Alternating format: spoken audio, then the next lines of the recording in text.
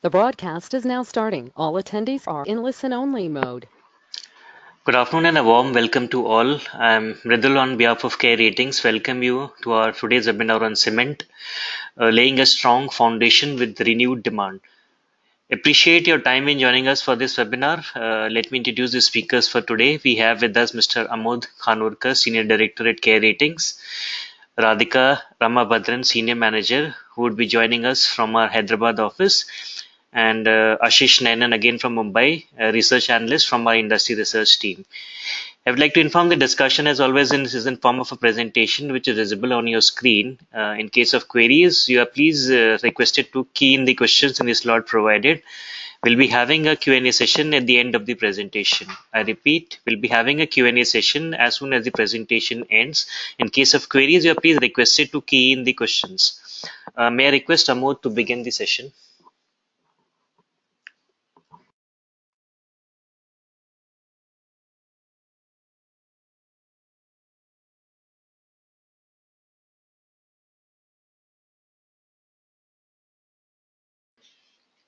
Thanks, Bradul, and welcome to Care Ratings webinar on cement.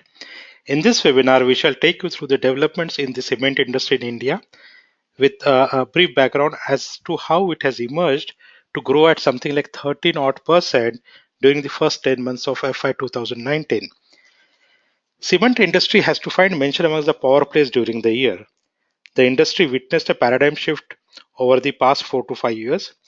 Initially beginning with a low capacity utilization between 2014 to 2018, the demand has gradually picked up in 2019 to push the overall operating rates to over 65%. With the exception of high crude prices affecting the operating margins, other factors, frankly speaking, have been benign and starting with the volume growth and incremental growth across regions and growth of premium product consumption. Consolidation in this sector has been an ongoing process. We see the trend getting stronger going forward.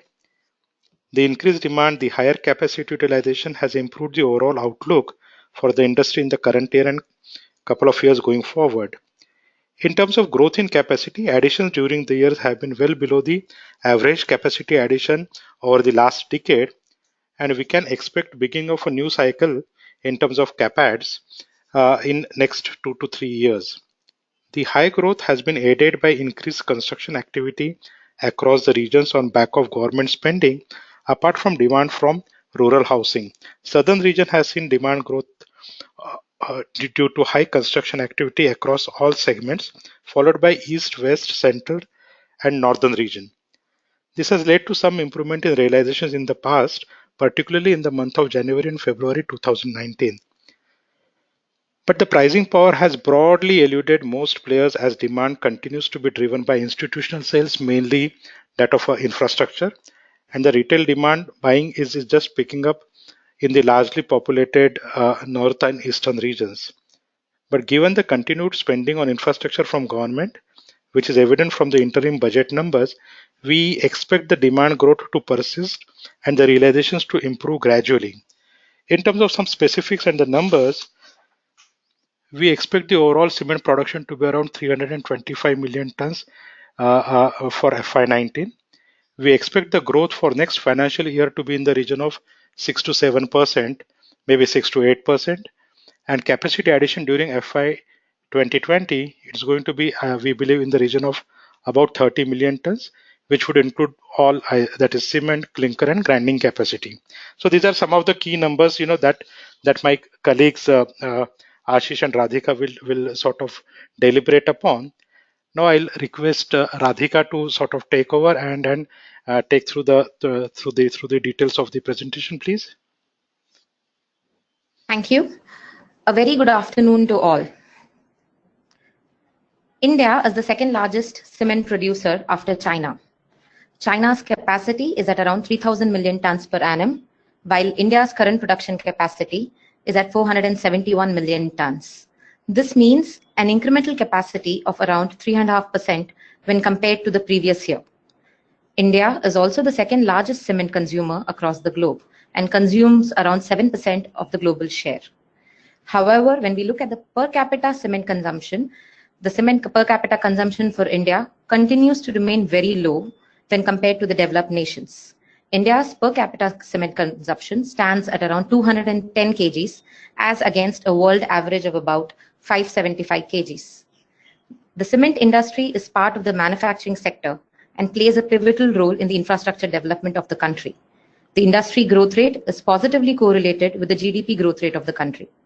It not only generates substantial revenue for the state and the central government, but also is a key industry that generates maximum employment directly or indirectly.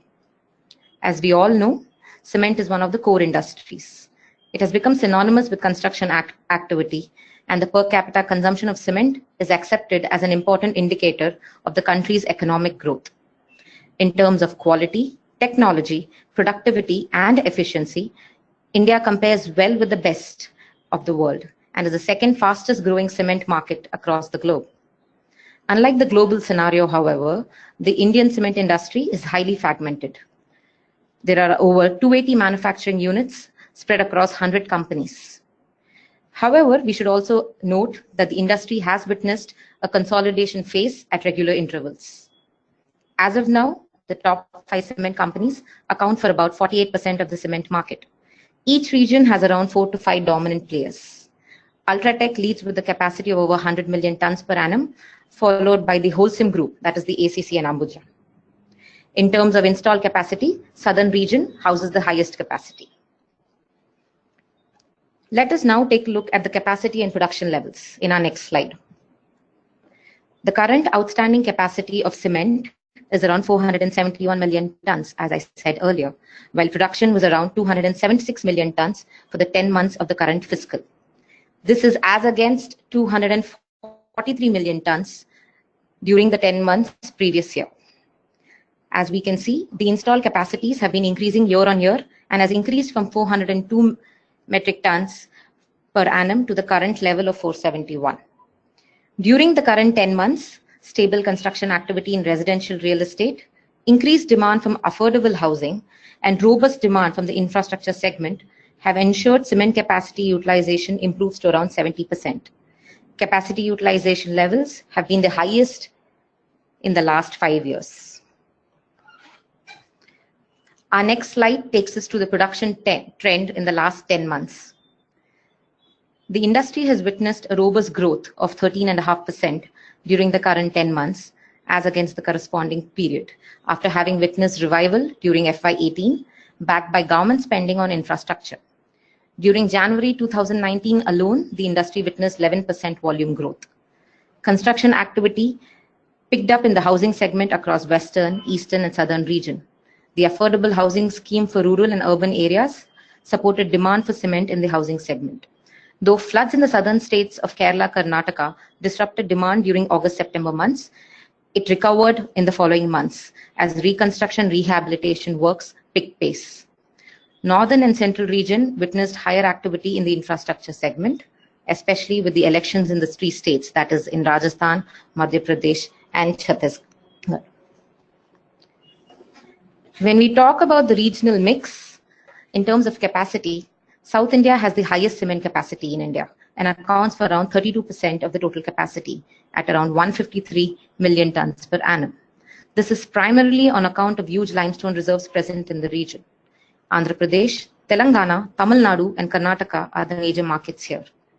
The major players in this region are Ramco Cements, Chettinad Cements, ACC, Dalmia, and India Cement. The north follows next with around 22% of the total capacity at around 103 metric tons per annum. Rajasthan is one of the major states in this region and houses the large capacities. Players here are ACC Ambuja, JK and JK Lakshmi, Ultratech, and Shree Cement. When we come to the west, the major players are again ACC Ambuja, Ultratech, Singhi, JSW, and Birla Corp. In terms of capacity, this region accounts for around 13% of total India at 63 million tons per annum.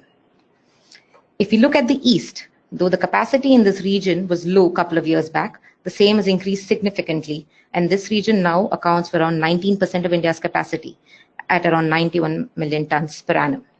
The major players in east are Shree, ACC Limited, Ultratech, Star, Dalmia, Birla. Last but not the least, the central region, which houses around 13% of the total installed capacity.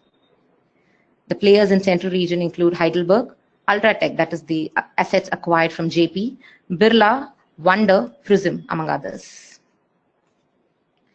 In our next slide, we can see the regional capacity utilization levels as well as capacity additions that has been undertaken this year so far. The industry capacity has more than doubled over the last decade. More than 50 million tons of capacity has been added in the last 3 years alone. Maximum capacity has been added in South, followed by the West. The southern capacities are being added in the regions of AP Telangana, which are growing rapidly on account of government infrastructure projects, and Karnataka, followed by Tamil Nadu.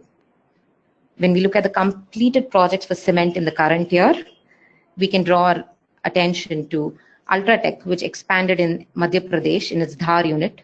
Shree Cement expanded in Karnataka. Then you had Shree again, which expanded in Paliraj. Wonder expanded in Maharashtra. JK Cement set up in Gujarat. Penna set up in Pune and Nellore. And we had JSW, which expanded in Dolvi. This apart, KCP also expanded in Andhra Pradesh. If you look at the capacity utilization levels, Pan India, as I said earlier, was around 70% in the current year, which is the highest in the last couple of years. In the South, the capacity utilization levels remain low at around 56%, which is mainly on account of the high capacities available in this region. East was highest in terms of utilization levels at around 78%, followed by West, which was around 76%. North was at around 71, while Central was at 74. Let us now understand the demand drivers for this industry. The demand for cement is closely linked to the economic growth, especially infra and housing.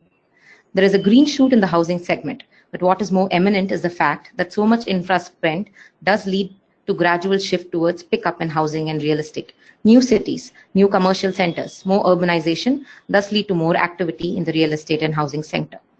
Housing and real estate now itself has 3 subsegments. So in short, housing and real estate would have more than one driver, namely rural housing, led by growth of in-farm incomes and social initiatives from the government, affordable housing in the metro and non-metro cities, and then real estate in commercial centers and metro cities.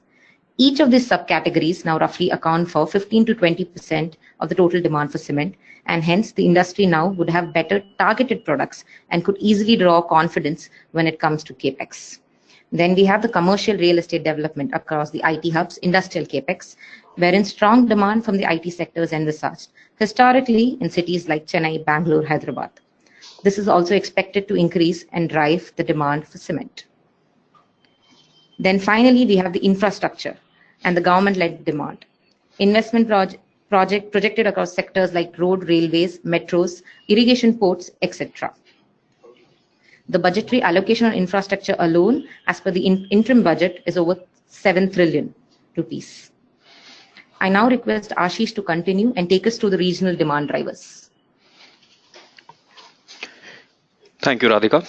A very warm good afternoon, everyone. I would begin with the regional demand and how each region has performed individually, along with performance of specific demand segments across each region. I would begin with the North and Central region. This region, with an exception of NCR, is a fine mix of urban and rural centers, fairly spread across the geography. Key demand driver has been rural housing and infrastructure segment, and in these two segments, these two particular segments are quite specific. We have seen higher social spending in these regions in the last 18 months on the back of elections in the 3 heartland states, and now we have a pending general election. A major part of the population in these regions is rural based, and so we do see continuity in spending on these segments, that is rural housing and rural infrastructure, and demand from these segments, especially affordable housing in rural areas. Roads and infrastructure development too would be on ongoing development theme in this region. There is a large void in terms of existing infrastructure, and thus we expect large scale development in the infra segment in the broader region of North and Central. Commercial real estate segment would generate some demand, but we don't really see as a major growth driver in the short term. we do witness development. We have witnessed some development in 4 to 5 cities getting public transport services like metro projects, and given the fair amount of thrust to commercial and real estate segments in these developing cities. We also expect the growth may taper off in FY20 as election season comes to an end in the north and central region in particular, and the overall pace of implementation would normalize around 6 to 7% against a heightened pace of 7 to 8% in Q4 FY18 and Q1 Q2 FY19. Moving on to the next region would be the West. West region has majorly witnessed demand from infrastructure, low-cost housing, and the overall real estate markets. So these have been the key drivers in this region, which consists of two of the largest industrialized states of India, which is Maharashtra and Gujarat. It continues to be like a steady boat, and it has remained buoyant even during the low demand phase in the past 5 years.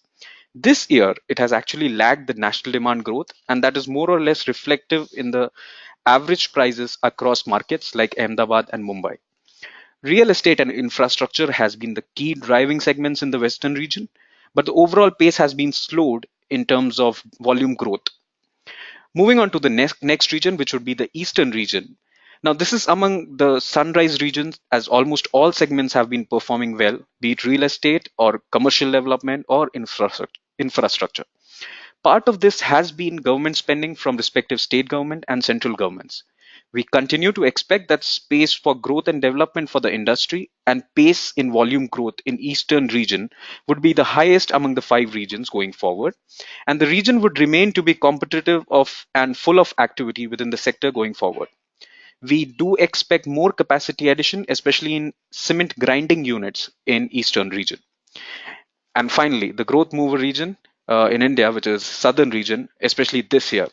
Southern region has made up for most of the shortfall in the laggard regions like Western in terms of volume growth and decisively steered the sector to high growth during the year. Each of the states in the region have contributed to this growth, beginning from Andhra Pradesh and Telangana, which are growth juggernauts in terms of new infrastructure development and would continue to be major growth drivers of cement in the region. Karnataka real estate market has been going steady and infrastructure segment too has been steady and developing. So we expect the pace of development to remain good in the state, and it did witness some disruption because of floods, and thereafter we have seen reconstruction coming up, which drove some incremental demand. Speaking of the last 2 states in the region, Tamil Nadu and Kerala markets, which have made a comeback after being disrupted briefly because of a string of natural disasters. The reconstruction activity across all the key cement demand segments, which is infrastructure, housing, and commercial real estate, has led to outperformance in overall demand from these 2 states, both in the southern market as well as all India post September 2018. This has to an extent reflected in the price of cement in these markets, especially in January and February. We expect individual house construction and rural housing to be a key theme, which would give further pricing power to the major players in these states. Infrastructure remains an incremental growth theme in the southern region. Now, I'd like to take you through the financial. So moving on to the next slide, we would be briefly discussing the financial performance, and we would also be separately touching on the main drivers.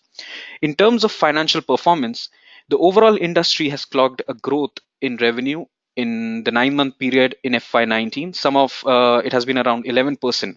Now, some of the larger players have managed to grow at an even higher 15 to 20%, whereas some have actually lagged at a low 2 to 6%. On the cost front, the increase in operating cost has so far outpaced the growth in realizations at over 14%. So the overall volume has grown by almost 13% during the year, 13.5, whereas the revenue has hardly picked up by around 11%. So there is a gap between per ton realization versus the volume growth versus the revenue growth. So in terms of operating cost, it has actually increased by a healthy 14%, and per unit realization has maybe improved in some regions by 2 to 4%. So essentially, West and North have seen realization growing by 2 to 4%, which can be pretty much gauged from the financial performance of some of the companies operating there. This has led to a drop in the operating margins by around 250 to 300 basis point across the broad cement industry in totality, with an exception of few which I mentioned who have outperformed in terms of margin growth. Now, we feel one factor which has helped some companies to perform exceedingly well, even under these conditions, has been the brand and product mix. Now, branded products continue to be a regional play more or less, and buyers are developing certain amount of sensitivity towards it. So each state has 2 to 3 branded players, and retail buyers and rural individual housing segment seem to be the largest buying segment, who should be roughly 25% of the entire market demand. Now, these two housing segment are driving demand in branded segment. So producers catering to this 25% market consisting of rural housing and retail buyers have found it easier to pass on the costs, which has made them able to beat this erosion of margin trend in the industry. Average EBITDA per ton in the industry for the 9 months has been around in the range of 750 to 850 rupees per ton for most players, and so there would be outliers who would be reporting a much lower number. And we have very few manufacturers who have been consistently able to come up with 950 or 1000 rupees per ton kind of numbers. Moving on to the next slide. So we have a slide on the trend of key raw materials, and we have tried to just indicate the Brent crude oil, which sort of shows a trend of movement of Brent crude dollar per barrel. And both pet coke, which is a feedstock, and diesel, which goes into being fuel as transportation. So we have tried to give a trend based on that. And then we have Australian coal price, which indicates more of fuel for power. And finally, we also have a trend on the freight rates. So briefly touching on the cost drivers in the industry, the two major cost drivers that have impacted the cement producers and shrank their margins are fuel and power cost. So like we discussed, it's mostly based on the movement of Brent crude and the coal prices in the market. So crude oil single-handedly hurts the industry in more than one ways, and the prices are inching upwards of $70 sometime in September, October. The price of pet coke also moved in tandem, which is a key feedstock, and price of diesel, which is a key in transportation costs, also moves upward. Now, power and fuel cost, which would be mainly diesel and pet coke, and transportation costs for the sector now account for all over 50 to 52% of the total cost for the industry.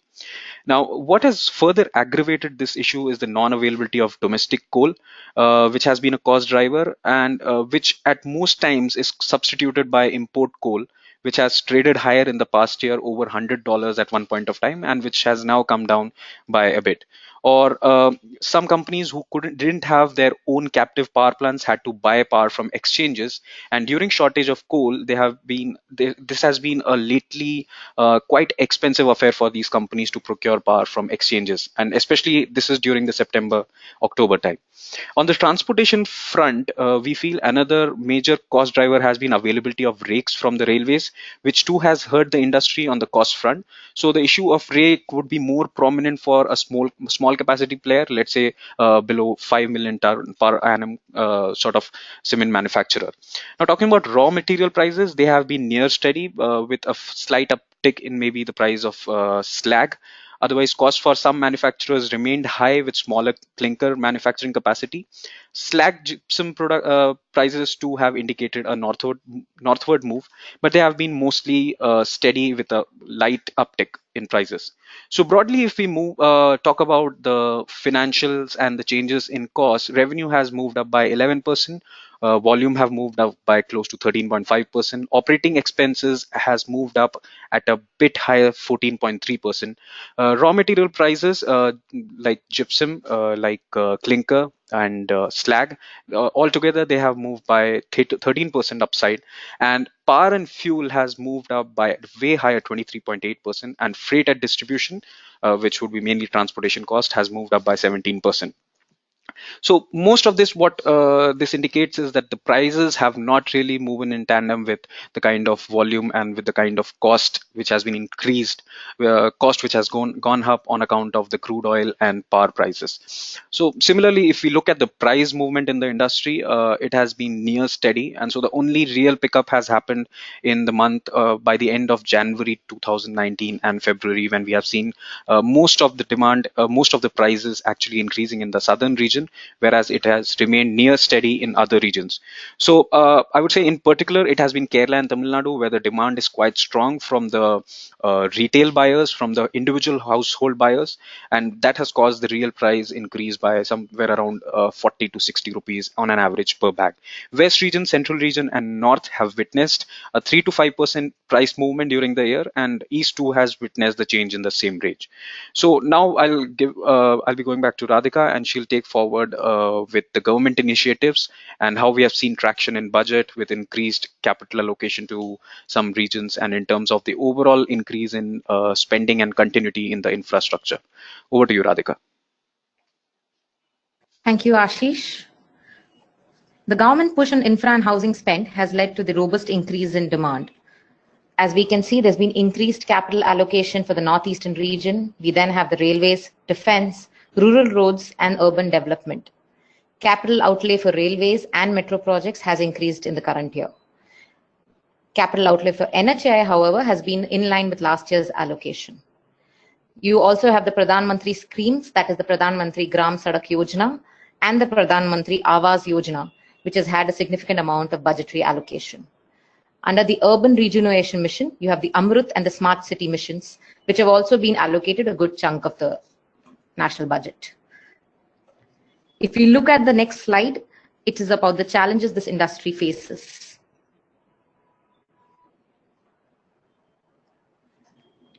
Excess capacity is a major challenge that the industry is facing right now. The industry is gearing up for the next demand up cycle. Capacity utilization levels are expected to be around the current level of 70% over the next 2 years. Another major challenge that this industry has is the increase in fuel prices. That is primarily your coal and your petcoke prices. Increase in prices have impacted margins of the cement players during the first half of the current fiscal. However, with the prices of crude declining, the petcoke prices are declining currently. You have high logistic costs, that's primarily your freight costs, which is at the back of high diesel prices, which have also been impacting profitability margin for most of the players this year. With the softening of the global oil prices, the diesel prices have also declined, and the same is expected to result in freight cost savings in the fourth quarter. The sector is also envisaged to benefit from the revised axle load norms for trucks, wherein there's an increase in the rated load capacity of trucks, which thus allows transporters to carry additional weight. Overall, we expect fourth quarter to be a good quarter for most of the cement players across the country. Increase in prices of other construction material also impacts the cement industry. As Ashish earlier pointed out, rake availability is also now becoming a challenge for the industry, especially when it comes to the smaller players and in the areas like the northeastern areas, etc. Although the ban on sand mining has been lifted, availability issue continues to persist in certain states like Rajasthan, which have been adversely impacted. Avenues have opened up for M sand, that is the manufactured sand, which is being manufactured by few players in the South India. However, availability pan-India is still an issue, especially in North and West. GST is also another challenge that the industry faces. GST for cement is at 28%. Higher tax rate means increased cost of supply, which will in turn increase the cost of infrastructure. The production and supply cost has increased, which has ultimately been burdening the cost to the end consumer, who's impacted. If you look at our next slide, that's basically the CARE rated entities that we have, or what we call as rating dispersion. CARE has rated close to 29 cement companies, out of which, as we can see, majority are under the investment grade and mainly in the AA band. Rating transition also in the last year has not been much. Most of the ratings have been reaffirmed. When we look at the factors impacting the credit profile, you basically have the operating region demand supply dynamics, then you have the raw material sourcing, power and fuel, locational economies, branding, product mix, capacity expansion, management quality, which also plays a vital role, and last but not the least, you have the government intervention.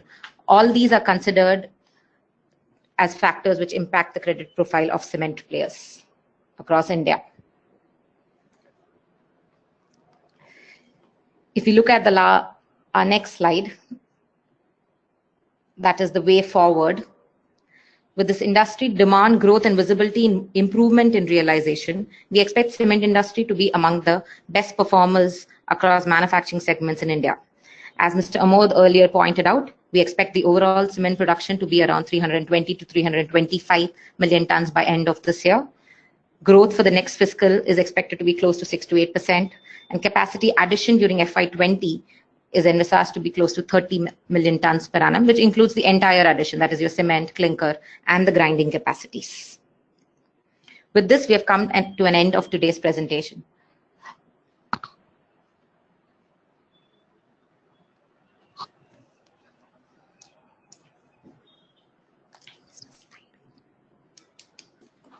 Thank you, Radhika. Ashish, dear participants, we'll be taking a break of 2 minutes before we come back to take your queries. You can please start keying in the questions in the slot provided. I repeat, we'll be having a break of 2 minutes before we begin our Q&A session. Thank you.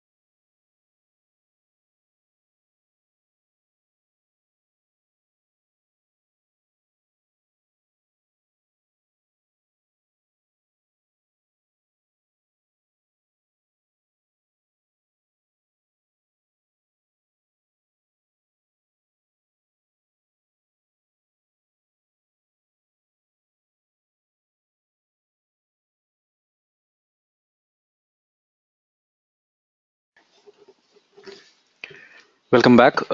We have our first question from Mayuri, and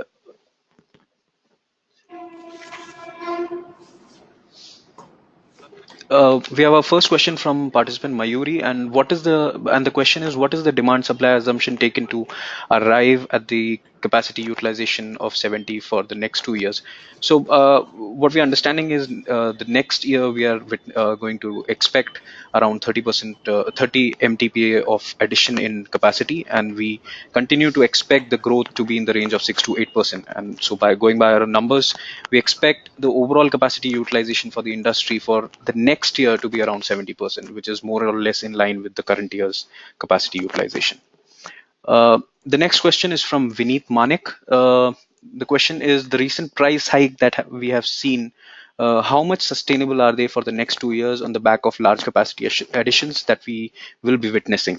The recent price hike has been more of a phenomena in the southern markets, and so especially in two states, namely Tamil Nadu and Kerala. So we feel the higher the demand from the retail segment, who are more looking towards branded or premium products, they are the ones who actually consume most of the most priciest products in terms of cement. So most of that price hike is around those regions where we see the retail demand growing.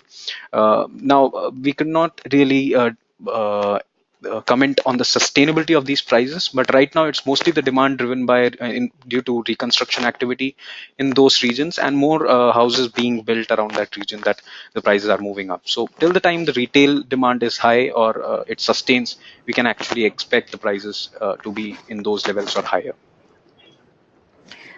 We also have a question from Nitin, that is, how is the pricing trend in different regions? Currently, pan-India pricing has been close to 340 per bag, where with the highest being in southern India at around 365, followed by east, which is close to about 357 per bag. Then you have the central at around 342, west at around 320 per bag, and north at around 307 per bag. The price hike in the last 2 months has been the least in the north.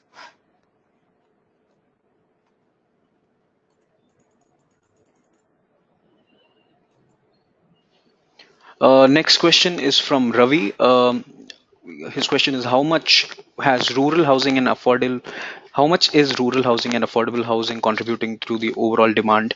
So rural housing is a distinct segment which contributes to almost 25%, 25, 28%. And affordable segment is a sub segment of the housing in overall. So we think it should be right now, it is heightened due to the government spending on affordable housing and a lot of benefits to developers who are into the segment. So we think roughly 12%, 10 to 12% of the overall housing segment should be affordable. So out of the total demand for cement, it should be roughly 40% for these two segments, with 28%, 25 to 28% for rural housing and 10 to 12% for affordable housing. He has a follow-up question on what is GST, what has been the growth, so what has been the impact of maybe GST on these two demand? Now, one of the key things is that GST comes as an additional cost to the consumer. So it actually limits spending rather than being a growth driver. So we feel that government itself spending so much on infrastructure and cement being a key input to a lot of the development, the GST has actually been inhibiting or sort of decreasing the overall demand. So it has not been a growth driver, but we expect it should be lowered to based on a consensus by the state and the industry at the moment. We have a question from Soumyajit Sarkar, that is, with cement getting a derived demand from the stimulus package for the real estate sector in the interim budget, how much is the growth expected in the next year? As we said, we expect government push to housing, be it rural housing or affordable housing or even your urban housing, to be a major demand driver. And the growth that we see in the next year is about 6 to 8%. We have one more question from Ravi. What is the contribution of real estate and infra to the overall demand? Ravi, so these are the two main segments of demand, and they almost contribute to roughly 85 to 88%, or almost 90% for the overall demand. So within real estate, you have three sub segments: rural, real estate, and affordable housing. And then infrastructure, you have mostly the government-led spending, which is almost 20-25% of the demand. So these two segments contribute to 90% of the demand for cement. We have a question from Suyash. What is the east side rate per bag? East is one of the growing regions for cement, and the rate over there, this currently has been around 357 rupees per bag, with respect to the increased infrastructure development that's been undertaken there.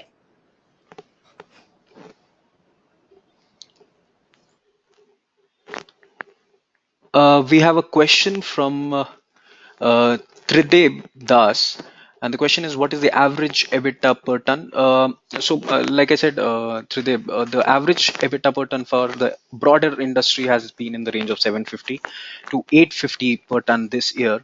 And so the ideal range, I think the EBITDA margin itself has been in the range of 16%. So pretty much 800 range would be the average. There are around 3 to 4 players who have been able to maintain 1,000 or 950 plus sort of EBITDA margin.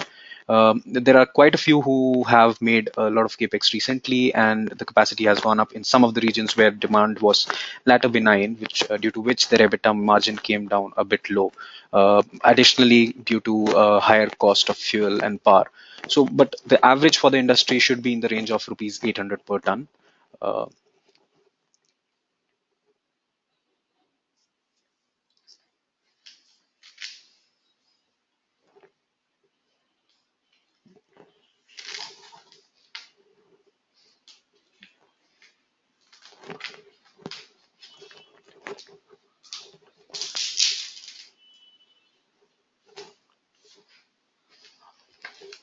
We have another question from Nitin.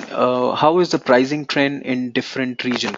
So Nitin, like I said, one of the strongest region in terms of pricing has been the southern region, which has been followed by, so there the average prices have been well around 380 to 400 rupees per bag, followed by the eastern region, and others, namely West, North, and Central, have followed these two regions. So the highest has been around 390, 380 for the southern region, around 360 for the eastern region, and I think Ahmedabad or the western region itself has come around 300 to 330 per bag.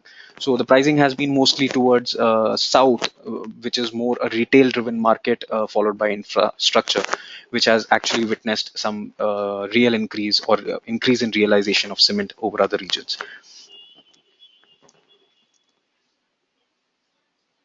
We have a question from Krishna. Is there scope for increase in prices in the northern and central region? Well, it depends on the demand from retail segment, especially housing. The prices may witness some upward movement.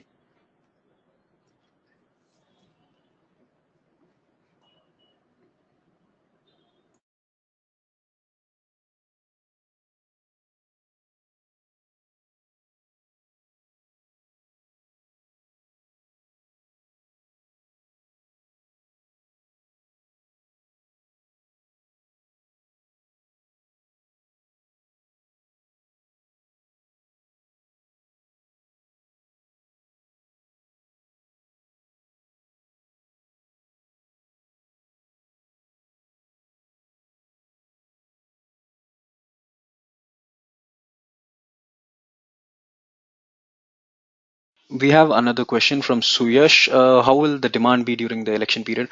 So Suyash, right now we think for the next 1.5 quarters, so beginning Q1 of FY19 and Q4 of FY19 and Q1 of FY20, we almost expect the cement demand to be quite low, since we have elections in states and the overall activity in construction lowers down. So right now we expect it to come a tad lower than what has been during the year, which is 13.4, and it would thus average around 10 to 11% for the overall year.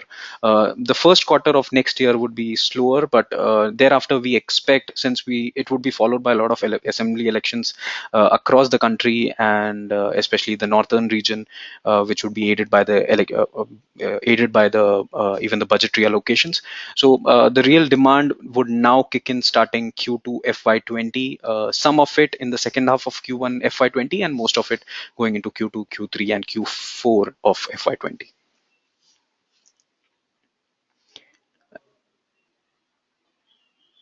And we would be taking the last question for the day from Ravi. How do you see the growth rates for rural housing and affordable housings? Now, these two segments are sort of a social spend majorly from which is mainly supported by the government, and we think there's almost a plan to achieve 20 million households over the next 3 years by 2022 by the government under the Pradhan Mantri Awas Yojana. So close to 30% of this has been achieved. So the pending would be around 1.4 crores that we are looking at. And so the growth for the next 3 years would majorly be for the construction of this 1.4 crore house across rural and urban cities in the country. So you could expect most of the capex coming for fulfilling the demand for these two, and the cement growth would also flow as the projects in this segment come online.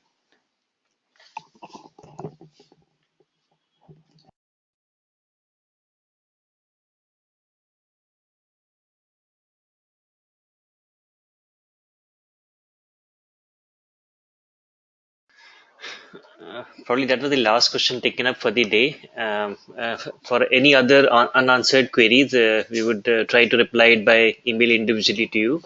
Thank you again for being a part of this Care Ratings webinar, and we really look forward to your participation in future also. For any feedback, suggestions, you are please most welcome to write to us in the suggestion box, which will be coming in your mailing box no sooner the webinar ends. Thank you, and goodbye for now.